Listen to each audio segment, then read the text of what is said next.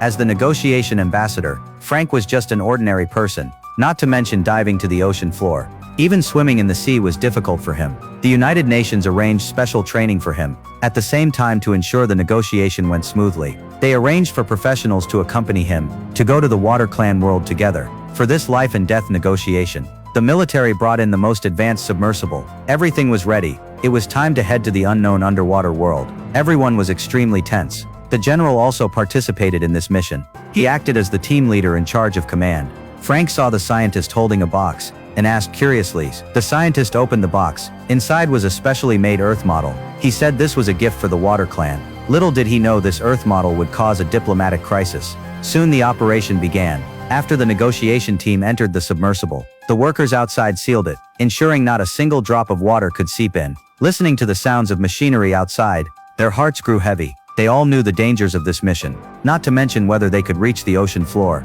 Even if they succeeded, if the negotiation failed, the Water Clan might kill them in anger. Soon, under the pilot control, the submersible reached the sea surface. Sweat began to form on Frank's forehead. As the workers' countdown ended, the submersible was officially dropped into the water. All they had to do now was wait, and this process would take 2 hours. The fear and suffocation of this unknown world made it hard to breathe. No sunlight, only endless darkness. If the submersible ruptured, they would be crushed into pulp in an instant. Meanwhile, in the Prime Minister conference room, representatives from various countries were discussing countermeasures. The commander burst into the meeting room, but the meeting did not stop because of his arrival. Since the United States heavily relied on maritime trade, they strongly opposed the conditions proposed by the Water Clan. The US military suggested launching a war to gain bargaining power. The French representative also said they could not give up their waterways. Then the commander questioned on the spot. A ceasefire agreement had already been signed, and the negotiation results were not yet out. They should not start a war. However, most representatives present believed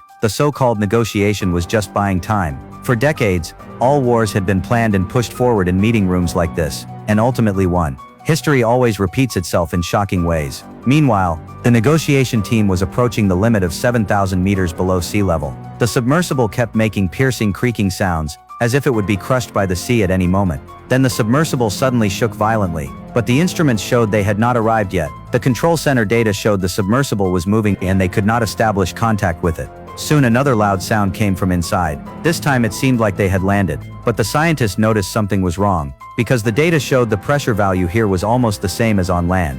Before they could figure out what was happening, the lights inside suddenly went out. Darkness instantly swallowed everything. They quickly put on their helmets. Then strange sounds came from the direction of the hatch. With a shaking motion, the hatch was forced open by some external force, but they waited a long time and nothing came in. So they stepped out of the hatch. The sight before them completely stunned them. There was no seawater here, but a space without water. Looking up, they saw raging waves above, but held back by some invisible force. Before they could process what they were seeing, the female leader suddenly appeared before them. She took off Frank's helmet. Frank found he could breathe easily, and did not feel the water pressure. It was no different from being on land, so the others began doing the same. Then the female leader led them deeper. They arrived at a vast space. Countless Water Clan members stood ahead. The female leader told them not to be afraid.